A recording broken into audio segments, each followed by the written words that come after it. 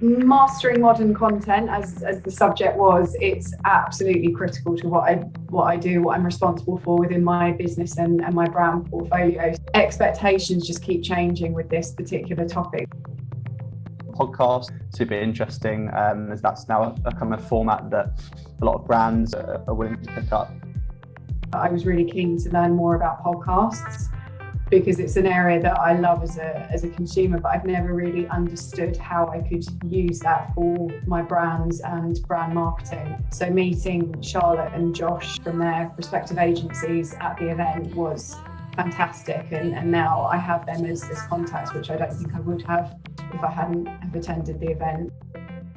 It's the first time I've heard about podcast marketing, so that was incredibly useful and insightful as a new area to be thinking about. None of my clients at the moment are looking at that, but it's something I can now kind of talk about to them as an idea. My traditional notion of podcast was that it was an audio format. Well, that's now extending and becoming part of a 360 communications package, which again was quite insightful that I hadn't considered before.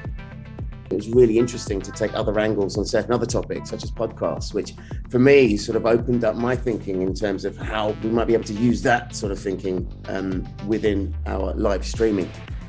There was a lot of talk about creating these longer form podcasts, and then from just that one piece of content, you can create potentially tens or hundreds of smaller snippets of content. It was really interesting to learn how both small businesses and larger businesses are dealing with the challenges of content, creating content and managing the expectations of influencers.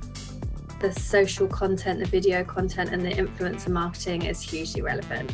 And I think it's a big challenge for lots of brands at the moment to understand how they can drive more brand awareness and customer acquisition. And actually looking into these new channels and understanding how to tackle them was incredibly useful.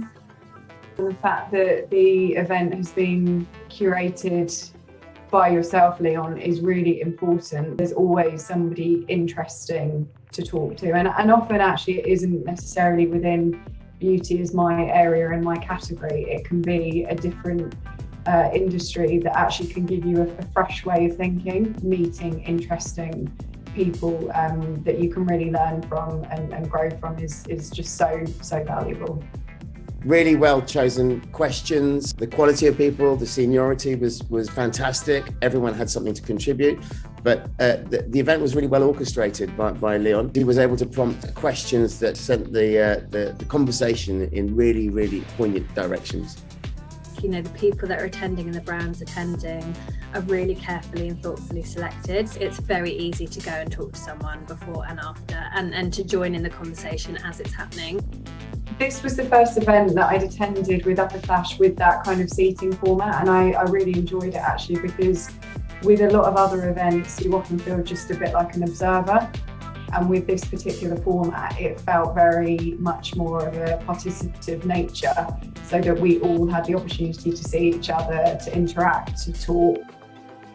Upper Clash is really quite informal. It's a bit like an oversized roundtable of peers within the industry getting together to talk about real-time problems and how people are tackling them. With the networking, what I enjoy about that before and after is that it always feels so relaxed. With your considerate curation of the attendees, it's always easy to approach someone and actually talk and connect. If I can meet somebody who's either in the same position as I am, or who have been through it, or even meet a supplier or a company that can provide a solution to me in my stage or in the future, it's really worthwhile. It's a couple of hours out of your time. You get to meet great people. It's a really social event.